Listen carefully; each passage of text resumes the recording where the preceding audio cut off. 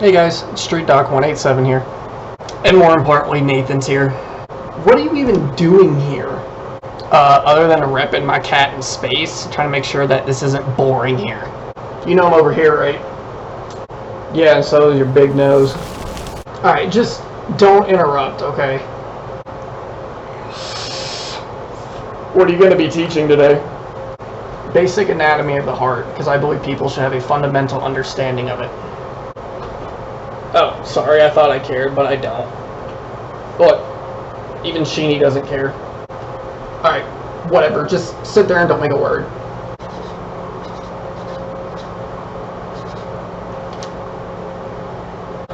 Okay, now that that's out of the way, let's get started, guys.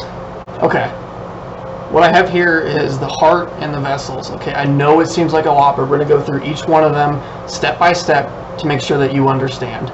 Okay, so first thing, guys, with what I have in red is what we call the arteries. Okay, arteries are, think of them as tubes. They go away from the heart and they carry oxygenated blood to the body. Okay, so from the arteries, we have what's called arterioles. Think of them as smaller tubes that go right before the capillaries, and the capillaries is where everything does its oxygen exchange. Okay, so we have our oxygen exchange. Oxygen is now going out towards the body where it needs to go. So after the exchange is happening, we have what's called venules or venules. I've heard them pronounced both ways. Now through that, we go up through the veins. Now veins carry deoxygenated blood back to the heart to become reoxygenated. Okay, so veins have what we call valves. Other things have valves, but we'll get to that in a second. So we'll say that's a valve. Veins have valves because now we're going back to the heart. We're fighting against gravity. So whenever the heart pumps, the valve will open and then close. Arteries don't need that because of the pressure of the heart. It can flow in one direction and it's going with gravity. So red has oxygen, blue doesn't. Simplify it. And by the way, do you know that you say okay before you start talking? Shush. Okay. As I mentioned, deoxygenated blood is going through the veins, and we have valves that open and close. The reason they do that is whenever they close, it's preventing backflow. Question, backflow bad, right? Because they only flow in my freestyles. Very good, Nathan. Backflow bad. Now, we have what we call the inferior vena cava or cava and superior vena cava or cava. Think of inferior as below and superior as above. So the deoxygenated blood will go to the right atrium. It will then pump through the tricuspid valve because, again, the valve prevents backflow, and backflow is bad. It will then go to the right ventricle.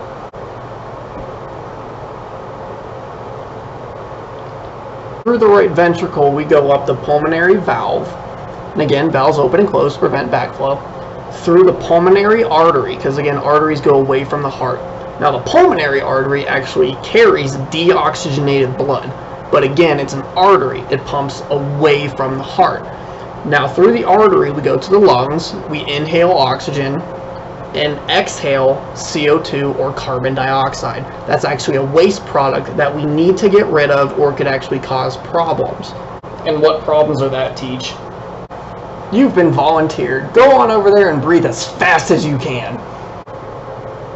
Now that he's out of the way, so whenever you build up way too much CO2, you can get lightheaded, dizzy, your hands or feet might start to tingle, and you'll actually get what we call involuntary muscle contractions. You're not moving them by yourself, your muscles will actually start to contract due to this CO2 buildup. And then at the very end, like my friend here, you will actually pass out and your body will hard reset. And we're at the lungs, you breathe in oxygen, you breathe out CO2. So now that deoxygenated blood is now oxygenated. So that will come back to the heart through the pulmonary vein. Because again, veins go towards the heart. And again, usually veins have deoxygenated blood, but this pulmonary vein has oxygenated blood.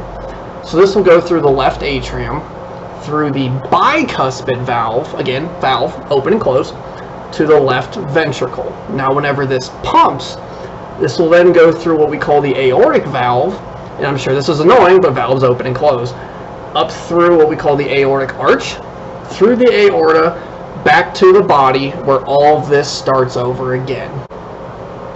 Whoa. That got me faded. Oh, are you finally done? Yes, Nathan, I'm done, and you made maybe a 2-minute video into a 5-minute video, so thanks. You're welcome. Here, please. Okay. Thank you guys for stopping by. I hope you learned something today. Again, my name's StreetDoc187, and I'm Nathan. Can't wait to game with you.